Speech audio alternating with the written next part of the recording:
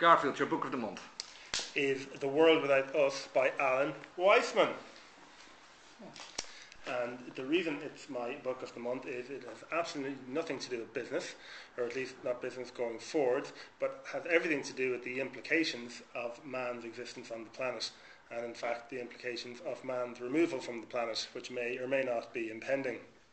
And I think it's a very thought-provoking book, and deals with what we've done to the Earth and how long our impact on the Earth will remain.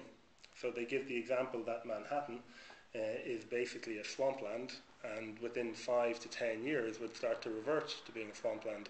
And rather than, if you've seen John Legend's movie, you know Legend? Mm-hmm. Yeah.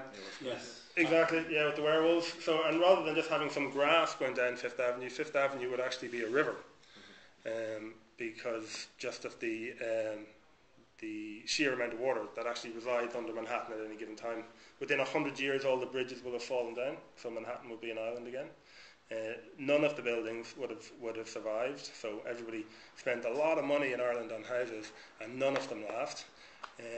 So without constant upkeep, all that capital injection that you put into your house is just down the toilet. One of the biggest problems is roofs. That 18-inch square hole in the roof is where it all starts and where it all ends. So, like, literally in 100 years, nothing would survive. There would be nothing there. Wild animals would be back on Manhattan within 20 years. And it's just a fascinating book. So it's a happy book. Do you know what? It doesn't actually deal with why there are no longer people on the planet. He just said if for whatever reason there were no longer people on the planet, what would happen? So he's not saying that everybody has died or everybody's moved out, but Haiti would be a great example in that regard. If they had to just move everybody off that island or out of that half of the country, like that's a huge head start for nature already, just collapsing all the buildings straight away. But so he doesn't actually deal with why they're not there. But he said if humans were not here. And relevance to business? Lessons for business? Okay, that's a good one. It's the implications of our existence, and not our individual mortality, but in fact, what we actually try and build.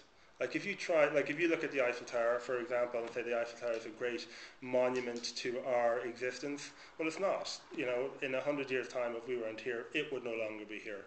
So what are people honestly and actually trying to build, figuratively and otherwise? It's an argument for maintenance engineers. It was actually probably sponsored by me. It absolutely is. And it talks about the bridges, and everything is in permanent decay. But people don't, because everything is maintained, people don't appreciate how close to decay is. So it's about what people's legacy on the earth is, for better or worse. Does a quote Shelley, I am Ozymandias, as King of Kings, look at my work, you mighty and despair? Not that I recall. No, that just reminds me of that.